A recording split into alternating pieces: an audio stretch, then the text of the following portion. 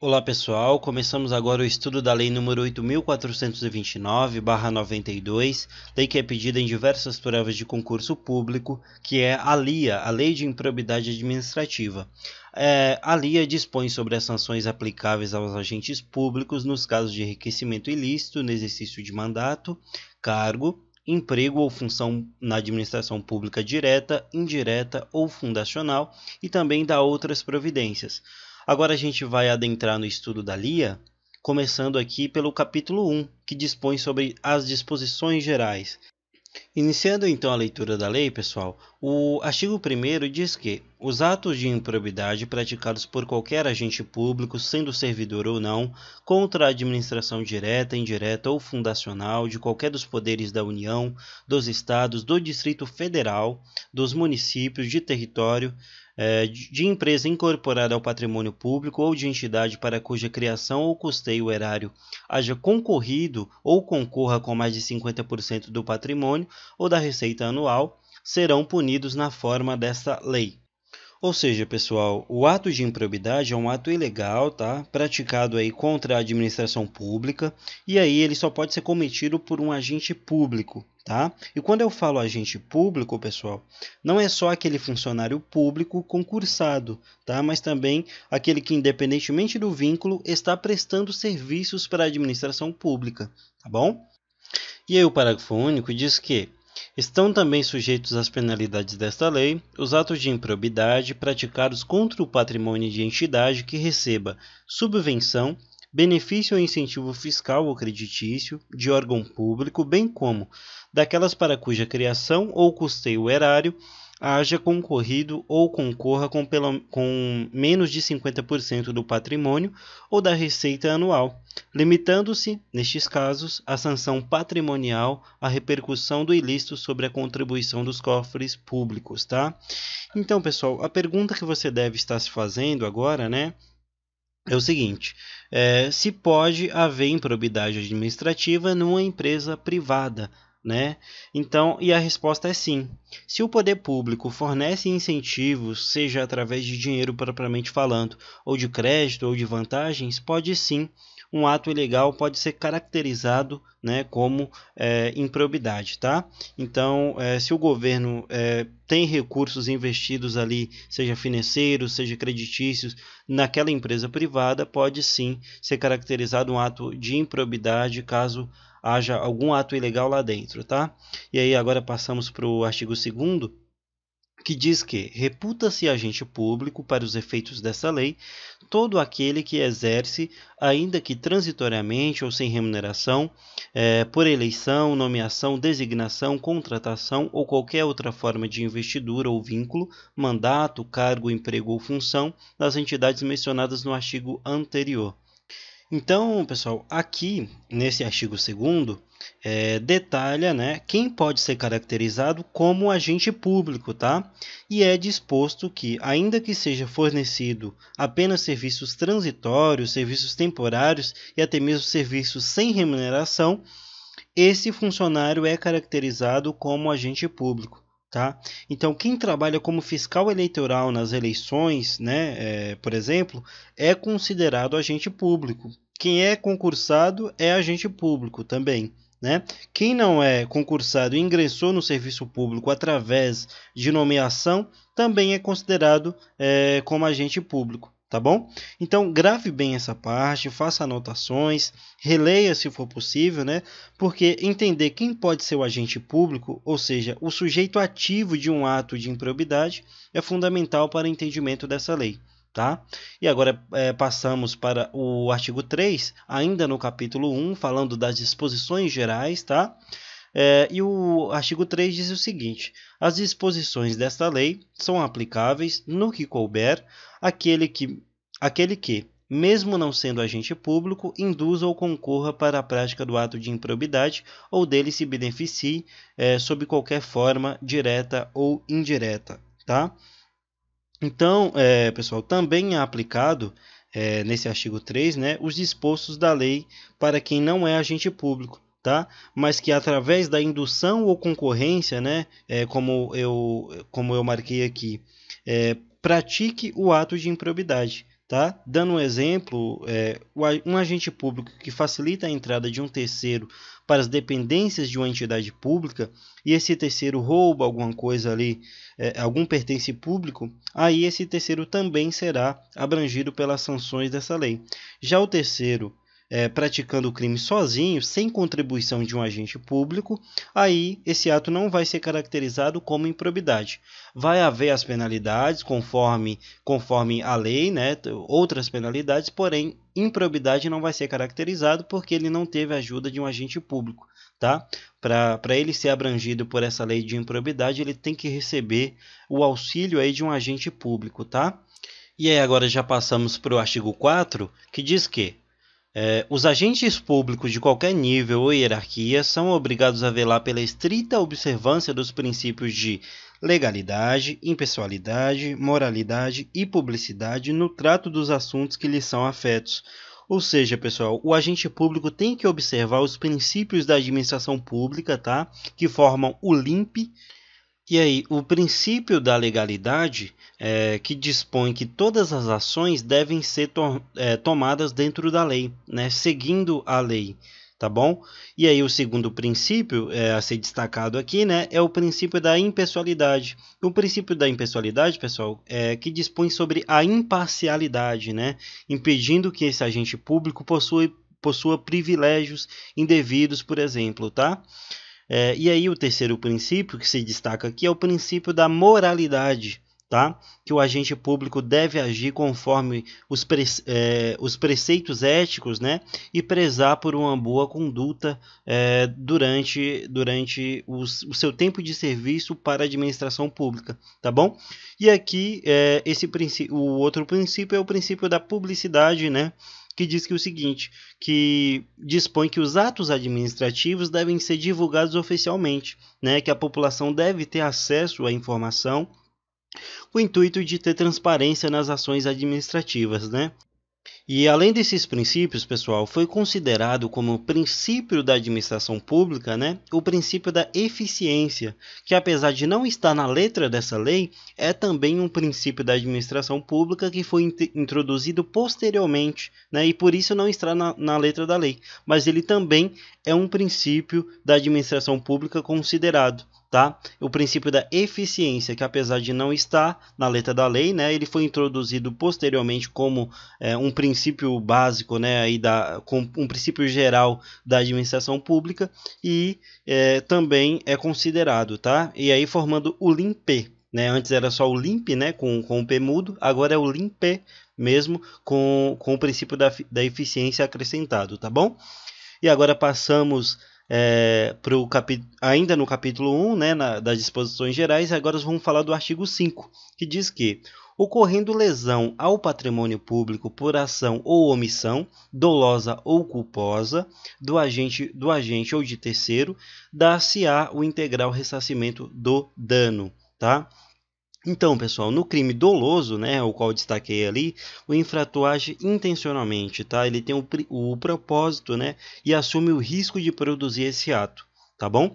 Já o ato considerado culposo, o agente não tem intenção de cometer um ato ilegal, né, mas por imprudência, negligência ou imperícia, né, ele acaba cometendo esse ato. E aí, no caso, em ambos os casos, né, o infrator vai ter que ressarcir de forma integral o dano causado à administração pública. Tá? Então, tanto na forma dolosa como na forma culposa,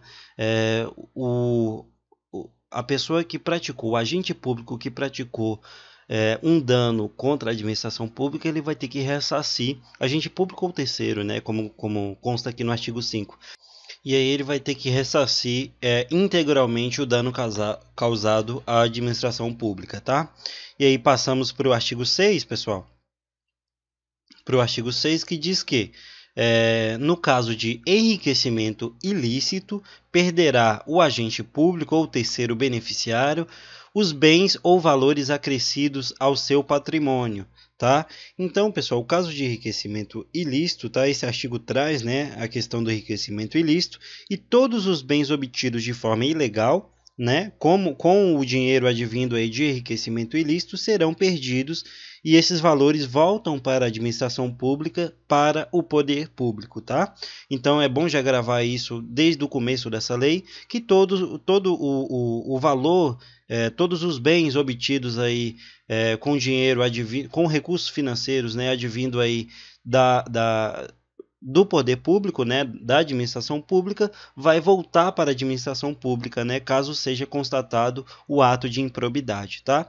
E aí, não se preocupe quanto ao entendimento do que é enriquecimento ilícito, não se preocupe quanto ao que é entendimento de prejuízo ao erário, que nas próximas aulas, pessoal, a gente vai entrar mais nesses assuntos e vai discorrer mais sobre o assunto, resolver questões, e aí para você ter um entendimento por completo dessa lei e para que possa fazer uma boa prova aí no seu concurso, tá?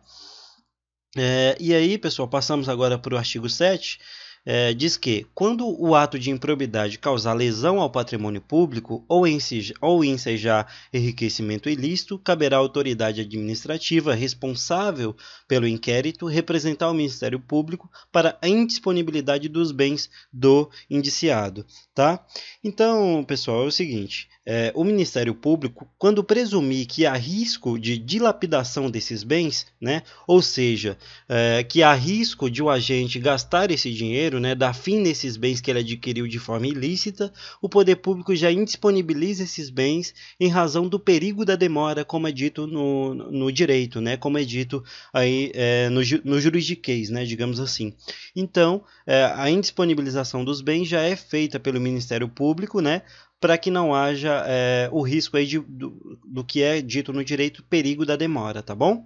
E aí o parágrafo único diz que a indisponibilidade a que se refere o caput deste artigo recairá sobre os bens que asseguram o integral ressarcimento do dano ou sobre o acréscimo patrimonial resultante do enriquecimento ilícito, tá bom?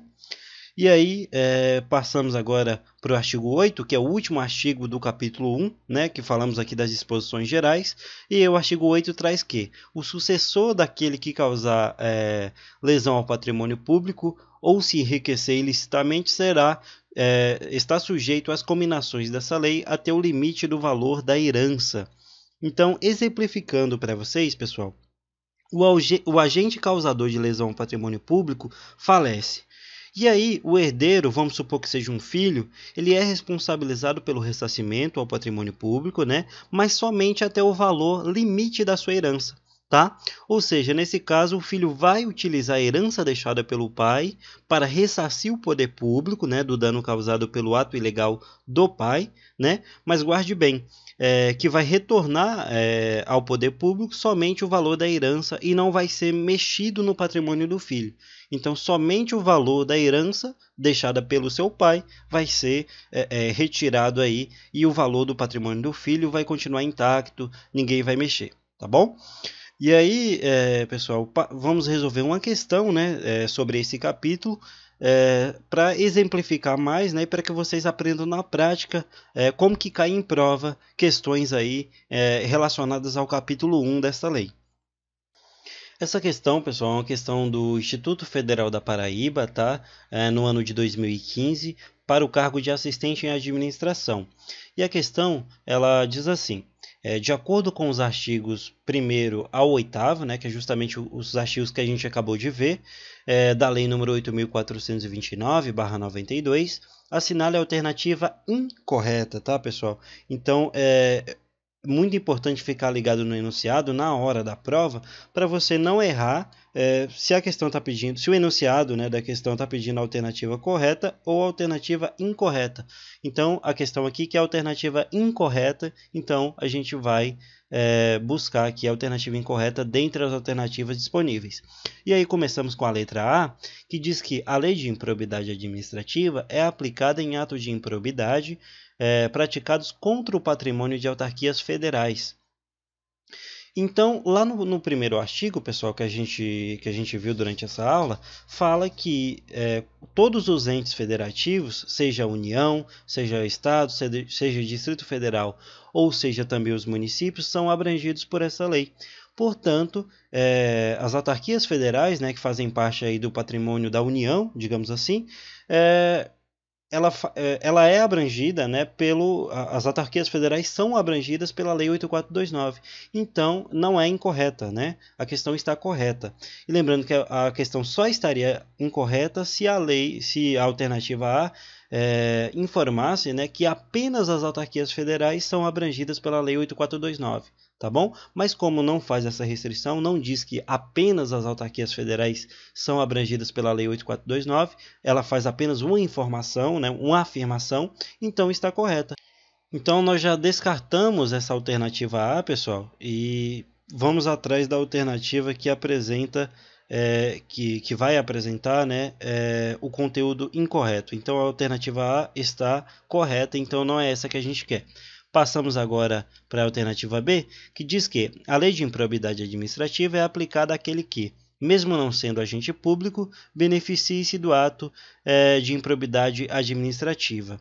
Então, correto, a lei de improbidade administrativa ela é aplicada a um terceiro, né, que com ajuda ou com auxílio, né, de um agente público ali, ele fez o ato de improbidade, né, participou ali vamos supor, de um roubo a um pertence que é da administração pública, porém ele participou com a ajuda de um agente público. Então ele é também abrangido pelo ato de improbidade administrativa. Então está correto, né, a letra B, então não é essa que a gente quer também. A gente quer a alternativa incorreta, tá? Então já vamos descartar essa alternativa B aqui, porque não é essa que a gente quer, tá, pessoal? E aí agora passamos para a alternativa C, que diz que a lei de improbidade administrativa considera agente público o estagiário da Caixa Econômica Federal. Correto, pessoal. A Caixa Econômica Federal, né, é um banco público. E se é um banco público, né, qualquer funcionário que esteja prestando serviços para esse banco é também considerado um agente público. E também, logo, ele vai ser abrangido pela lei de improbidade administrativa. Então está correta a afirmação. E não é essa que a gente quer. A gente quer a alternativa incorreta. Então já vamos descartar a alternativa C também, tá bom? E agora vamos passar para a alternativa D, que diz que a lei de improbidade administrativa é aplicada em atos de improbidade praticados contra o patrimônio de fundação pública municipal. E a gente viu, pessoal, lá no artigo 1º que todo o patrimônio municipal, os municípios, né, em geral, são abrangidos aí pela Lei 8429. Então, todos os entes federativos são abrangidos pela lei. Então, a lei de improbidade também é aplicada em atos praticados aí contra a fundação pública municipal, né? Então, está correta essa afirmação. Então, portanto, a gente já descarta, tá? Porque a gente quer a alternativa incorreta. E aqui a gente já descarta a alternativa D também. E agora vamos para a última, que é a correta. Só sobrou essa, né, pessoal? Só a letra E. As combinações da lei de improbidade administrativa não são aplicadas ao sucessor daquele que causar lesão ao patrimônio público. A gente acabou de ver, né, pessoal, que o sucessor, né, daquele que causou lesão ao patrimônio público, ele está sim sujeito às combinações dessa lei até o limite da herança deixada por aquele que praticou o ato de improbidade, né? Então, o sucessor vai ser sim responsabilizado, vai sim sofrer as combinações dessa lei até o limite da herança deixada por aquele que causou a lesão, né, ao patrimônio público. Então essa questão está errada, né? Essa alternativa aí está errada, e é justamente essa que a gente estava procurando, a alternativa errada. Então a resposta é a letra E, de escola, tá, pessoal? Então, com essa questão, finalizamos, pessoal, a aula de hoje, tá?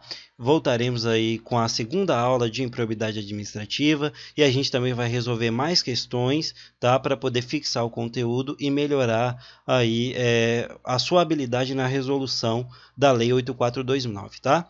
E para você acompanhar na sequência correta, pessoal, eu peço que vocês vão em playlist aqui no canal, tá? Nas playlists aqui do canal e acesse lá a playlist da Lei 8429, né? A Lei de Improbidade Administrativa, para poder acompanhar na sequência correta as aulas, tá bom?